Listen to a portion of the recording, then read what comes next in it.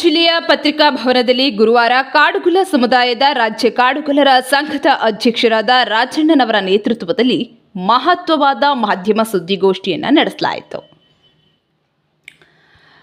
ರಾಜ್ಯ ಗೊಲ್ಲ ಯಾದವ ಸಂಘಕ್ಕೂ ಕರ್ನಾಟಕದ ಮೂಲ ನಿವಾಸಿಗಳಿಗೂ ಬುಡಕಟ್ಟು ಅಲೆಮಾರಿ ಸಮುದಾಯದ ಕಾಡುಗೊಲ್ಲರಿಗೂ ಯಾವುದೇ ಸಂಬಂಧವಿಲ್ಲ. ಕಳೆದ 3-4 ದಿನಗಳ ಹಿಂದೆ ಎಂಎಲ್ಸಿ ಶ್ರೀನಿವಾಸ್ ಅವರು ಸುದ್ದಿಗೋಷ್ಠಿ ನಡೆಸಿ ಕಾಡುಗೊಲ್ಲರ ಹೆಸರು ಬಳಸಿರುವ ಎಂಎಲ್ಸಿಯವರ ಹೇಳಿಕೆಯನ್ನು ನಮ್ಮ ಸಂಘ ಖಂಡಿಸಿದೆ. ಕಾಡುಗೊಲ್ಲರು ನಮ್ಮ ಜನಪದದ ವೀರಗಾರರಾದ ಚಿತ್ರಮುತ್ತಿ ಚಿಂದಾಮುಖಿ ಚಿತ್ರಯ್ಯ, ಕಾಟಯ್ಯ, ದೊಡ್ಡವನು ಜುಂಜಪ್ಪ, ಕ್ಯಾತಯ್ಯ, ಚಿಕ್ಕಣ್ಣ, ಸಿರಿಯಣ್ಣ, ಸಿಂಗಣ್ಣ, ಗೌರಸಂದ್ರದ ಮಾರಮ್ಮ, ಕರಿಯಮ್ಮ, ಕರಡಿ ಬುಳ್ಳಪ್ಪ, ಅಜ್ಜಪ್ಪ ಇತರೆ ನೂರಾರು ಸಾಂಸ್ಕೃತಿಕ ವೀರಗಾರರನ್ನ ಕುಲದೈವಗಳು ಎಂದು ಮೂಲ ಜನಪದದ ಶೈಲಿಯಲ್ಲಿ ಆರಾಧನೆ ಮಾಡುತ್ತಿದ್ದೇವೆ ಎಂದಿದ್ದಾರೆ. ಇನ್ನು ಕಾಡುಗೊಲ್ಲರನ್ನ ಎಷ್ಟಿಗೆ ಸೇರಿಸುವುದನ್ನ ವಿರೋಧಿಸಿದ್ದ ಕೆಲವರು ನಮ್ಮ ಸಮುದಾಯವನ್ನ ಮೆಟ್ಟಿಲಾಗಿ ಬಳಸಿಕೊಂಡು ರಾಜಕೀಯ, ಸಾಮಾಜಿಕ, ಆರ್ಥಿಕ ಇತರೆ ರಂಗಗಳಲ್ಲಿ ನಮಗೆಲ್ಲ ಅನ್ಯಾಯ ಮಾಡಿದ್ದಾರೆ. ಮುಗ್ಧ ಕಾಡುಗೊಲ್ಲರಲ್ಲಿ ತಪ್ಪು ತಿಳುವಳಿಕೆ ಬರುವಂತೆ ನಾವೆಲ್ಲರೂ ಗೊಲ್ಲರು, ಯಾದವರು ಎಂಬ ಹಸಿ ಸುಳ್ಳು ಹೇಳಿ ವಂಚಿಸುವುದರ ವಿರುದ್ಧ ನಮ್ಮ ಸಂಘ ಈಗಾಗಲೇ ಜಾಗೃತಿ ಮೂಡಿಸಿದೆ ಎಂದಿದ್ದಾರೆ. ಒಟ್ಟಾರೆ ಈ ವೇಳೆ ಗೌರವಾಧ್ಯಕ್ಷರಾದ ಮೀಸಿ ಮಹಲಿಂಗಪ್ಪ, ಬಿಜೆಪಿ ಜಿಲ್ಲಾಧ್ಯಕ್ಷ ಮುರಳಿ, ತುಮಕೂರು ಬಸವರಾಜ್, ಹಿರಿಯೂರು ನಗರಸಭಾ ಸದಸ್ಯ ಚಿತ್ರಜಿತ್ ಯಾದವ್, ಗೌರವಾಧ್ಯಕ್ಷ ಸಣ್ಣ ಬಾಲಪ್ಪ, ದೊಡ್ಡಪ್ಪ, ರಾಜ್ಕುಮಾರ್, ಹಿರಿಯೂರು ಪಿಆರ್ ದಾಸ್, ಸಂಘಟನಾ ಕಾರ್ಯದರ್ಶಿ ತಮ್ಮಯ್ಯ, ಸಿರಾ ಈಶ್ವರಪ್ಪ, ಹಿರಿಯೂರು ವೇದಮೂರ್ತಿ, ತೀರ್ಥ, ತುರುವೇಕೆರೆ ಬಸವರಾಜ್, ಶಿರಾ ಚಂದ್ರಣ್ಣ, ತಿಪಟೂರು ರವಿಕುಮಾರ್, ಪಾವಗಡ ಬೋರಣ್ಣ, ಹೊಸದುರ್ಗ ರವೀಂದ್ರ, ನಿವೃತ್ತ ಡಿಡಿಪಿಐ ರಾಮಪ್ಪ, ರಾಮಲಿಂಗಪ್ಪ ಬಂಟನಗವಿ, ಎಚ್ಎಂಟಿ ರಮೇಶ್, ಚನ್ನಗಿರಿ ರಂಗನಾಥ್, ದೇವೇಂದ್ರಪ್ಪ ಹೀಗೆ ಅನೇಕ ಸಮುದಾಯದ ಹಿರಿಯ ಮುಖಂಡರು ಈ ಒಂದು ಪತ್ರಿಕಾಗೋಷ್ಠಿಯಲ್ಲಿ ಭಾಗಿಯಾಗಿದ್ದಾರೆ. ಯಾಕೆ ಅಂತಂದ್ರೆ ಇದುವರೆಗೂ ಸಹ ಕಾಡುಗೊಲ್ಲ ಜನಾಂಗವನ್ನ ಇವರು ತುಳಿದುಕೊಂಡೇ ಬಂದು ನಮ್ಮ ಚಿತ್ರದುರ್ಗ 44 ತಾಲೂಕುಗಳು ಬಿಟ್ರೆ ಇನ್ನೆಲ್ಲೂ ಸಹ ನಾವು ಕಾಡುಗೊಲ್ಲ. ನಮ್ಮದೇ ಆಚಾರ ವಿಚಾರ ಮೊದಲೇ ಹೇಳಿದಂಗೆ ಎಲ್ಲವೂ ಬೇರೆ ಇದೆ. ದಯಮಾಡಿ ಡಿ.ಟಿ. ಶ್ರೀನಿವಾಸ್ ಮತ್ತೆ ಯಾದವ ಸಂಘ ಯಾವುದೇ ಕಾರಣಕ್ಕೂ ಸಹ ಕಾಡುಗೊಲ್ಲರ ವಿಚಾರದಲ್ಲಿ ಈ ಹಿಂದೆ ಇದೇ ಜಾಗಗಳಲ್ಲಿ ಕಾಡುಗೊಲ್ಲರು ಎಲ್ಲಿದ್ದಾರೆ ಅಂತ ಹೇಳ್ಬಿಟ್ಟು ನಮ್ಮನ್ನ ಅನೇಕ ಎಲ್ಲ ರಾಜಕೀಯ ಪಕ್ಷಗಳು, ಎಲ್ಲ ಜಾತಿಯ ಜನಾಂಗದ ಶಾಸಕರು ಸಹ ನಮಗೆ ಬೆಂಬಲವನ್ನು ವ್ಯಕ್ತಪಡಿಸಿದ್ದಾರೆ. ಆದರೆ ಈ ಎ ಕೃಷ್ಣಪ್ಪನವರ ಫ್ಯಾಮಿಲಿಯಲ್ಲಿ ಹುಟ್ಟತಕ್ಕಂಥ ಪೂರ್ಣಿಮಾ ಮತ್ತು ಡಿ.ಟಿ. ಶ್ರೀನಿವಾಸ್ ಅವರು ಈ ಕಾಡುಗೊಲ್ಲ ಸಮಾಜಕ್ಕೆ ಕಂಟಕರಾಗಿದ್ದಾರೆ. ಆದರೆ ನಮ್ಮ ಇದೇ ಒಂದು ನಾಗರಾಜ್ ಯಾದವ್ ಅವರು ಮಾನ್ಯ ವಿಧಾನ ಪರಿಷತ್ ಸದಸ್ಯರಾದ ನಾಗರಾಜ್ ಯಾದವ್ ಅವರು ನಮ್ಮನ್ನು ಕರ್ಕೊಂಡು ಹೋಗಿ ಮುಖ್ಯಮಂತ್ರಿಗಳ ಹತ್ರ ಹಲವಾರು ಸಭೆಗಳನ್ನು ಮಾಡಿ ನೀವು ಕಾಡುಗೊಲ್ಲರಿಗೆ ಎಷ್ಟಿ ಆಗಬೇಕು ಅನ್ನೋ ಒಂದು ನಿಟ್ಟಿನಲ್ಲಿ ಪ್ರಯತ್ನವನ್ನು ಮಾಡಿದ್ದಾರೆ. ಕಾಡುಗೊಲ್ಲ ಸಮಾಜದ ಪರವಾಗಿ ನಾನು ಅವರನ್ನು ಅಭಿನಂದಿಸ್ತೇನೆ.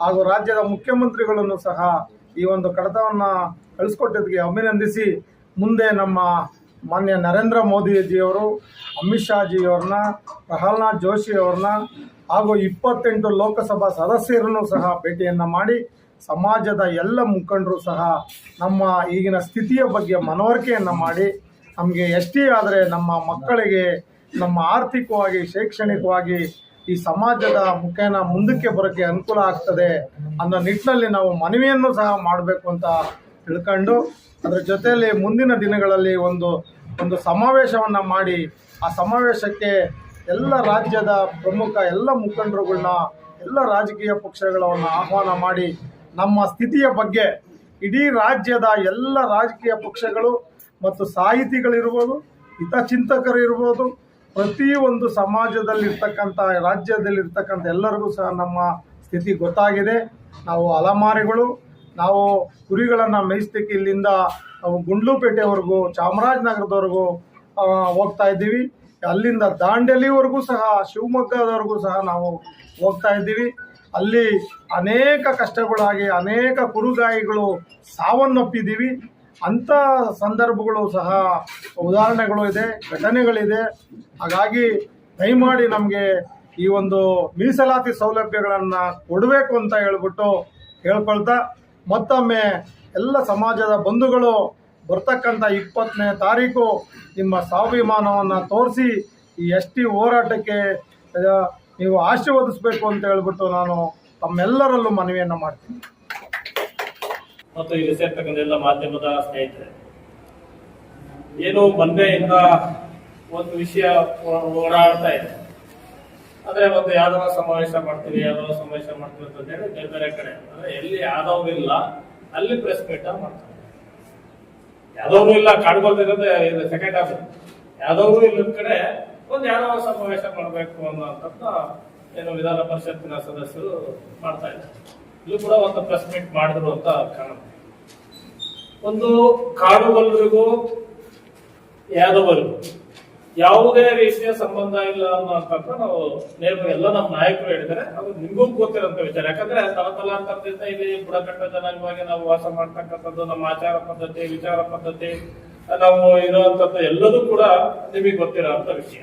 ಹಾಗಾಗಿ ಅವ್ರಿಗೂ ನಮಗೂ ಸಂಬಂಧ ಇಲ್ಲ. ಮತ್ತೆ ಈಗ ನಡೀತಕ್ಕಂಥ ಯಾದವ ಸಮಾವೇಶ ಯಾವುದೋ ಒಂದು ಕಾರ್ಯಕ್ರಮದ ಅಡ್ಡಿಗೋಸ್ಕರ ಮಾಡ್ತಕ್ಕಂಥ ಸಮಾವೇಶ. ನೇರವಾಗಿ ಅದು ಯಾದವ ಸಮಾವೇಶ ಮಾಡ್ಬೇಕು ಅಂತ ಇಲ್ಲ. ಮಾಡ್ಬೇಕು ಅಂತ ಕೇಳಿದ್ರೆ ಇಲ್ಲಿರುವಂತ ಎಲ್ಲರನ್ನು ಸೇರಿಸಿ, ಇಲ್ಲಪ್ಪ ನಾವ್ ಯಾದವ ಸಮಾವೇಶ ಅಲ್ಲ, ಕಾಡುಗೊಲ್ಲರ ಸಮಾವೇಶ ಮಾಡ್ಬೇಕು. ಯಾಕಂದ್ರೆ ಇರೋದೇ ಕಾಡುಗೊಲ್ಲರು ಅನ್ನೋ ತೀರ್ಮಾನಕ್ಕೆ ಬರ್ಬೇಕಾಗಿತ್ತು. ಆದ್ರೆ ಯಾವುದೋ ಒಂದು ವಿಷಯ ನಾವು ಮನಸ್ಸಿನಲ್ಲಿ ಇಟ್ಕೊಂಡು ಅದಕ್ಕೆ ಅಡ್ಡಿ ಆತಂಕ ಸೃಷ್ಟಿ ಮಾಡ್ಬೇಕು ಅನ್ನೋಂತ ಕಾರಣಕ್ಕೋಸ್ಕರ ಚಿಕ್ಕೋಡಿಯಲ್ಲಿ ಮಾಡ್ತಕ್ಕಂಥದ್ದು. ಹಾಗಾಗಿ ಕಾಡುಗೊಲ್ಲರ ಎಲ್ಲಿದ್ದಾರೆ ಅನ್ನೋ ಹೇಳಿಕೆನ ಕೊಟ್ಟಂತವ್ರು ಆಲೋಚನೆ ಮಾಡ್ಬೇಕು. ಕಳೆದ 7-8 ವರ್ಷಗಳ ಹಿಂದೆ ಕಾಡುಗೊಲ್ಲರೆ ನನಗೆ ಆಶ್ಚರ್ಯ ಆಗಿರುವಂತದ್ದು ವೇದಿಕೆ ಮೇಲೆ ಹೇಳಿದ್ರು. ಕಾಡುಗೊಲ್ಲರ ಪರವಾಗಿ ನಾನು ಹೋರಾಟ ಮಾಡ್ತೀನಿ ಅಂತಕ್ಕಂಥದ್ದು ಹೇಳಿದ್ರು. ಹಾಗಾಗಿ ಅದೇ ಮನುಷ್ಯರು ಯೋಚನೆ ಮಾಡ್ಬೇಕು, ಹಿಂದಕ್ಕೆ 8 ವರ್ಷದ ಹಿಂದೆ ನಾನೇನ್ ಹೇಳಿದ್ದೆ ಅನ್ನೋಂಥದ್ದು. ಯಾಕಂದ್ರೆ ನಾಲಿಗೆ ಒಂದೇ ಸರಿ ಇರಬೇಕು, ಎರಡೆರಡು ನಾಲಿಗೆ ಆಗ್ಬಾರ್ದು ಅನ್ನೋಂಥದ್ದು ಅವ್ರ ಹೇಳಿಕೆ ನಾನು ಉಗ್ರವಾಗಿ ಖಂಡಿಸ್ತೇನೆ. ಮತ್ತೆ ಇಲ್ಲಿ ಪಕ್ಷಾತೀತವಾಗಿ ಸಮುದಾಯದ ಪ್ರಮುಖರಾಗಿ ಬಂದಿರುವಂತದ್ದೆಲ್ಲರೂ ಕೂಡ. ಹಾಗಾಗಿ ಇಲ್ಲಿ ಕಾಡುಗೊಲ್ಲರ ಜನಾಂಗನೇ ಇರೋಂಥದ್ದು. ಆ ಸಮಾವೇಶಕ್ಕೂ ನಮಗೂ ಯಾವುದೇ ಸಂಬಂಧ ಇಲ್ಲ. ಅದ್ರ ಜೊತೆಗೆ ಬೆರೆಸುವಂತದ್ದು ಯಾವುದು ಕೂಡ ಬೇಡ ಅನ್ನೋಂಥದ್ದು ನಮ್ಮ ರಾಜ್ಯಾಧ್ಯಕ್ಷ ಸ್ಪಷ್ಟೀಕರಣ ಕೊಟ್ಟಿದ್ದಾರೆ.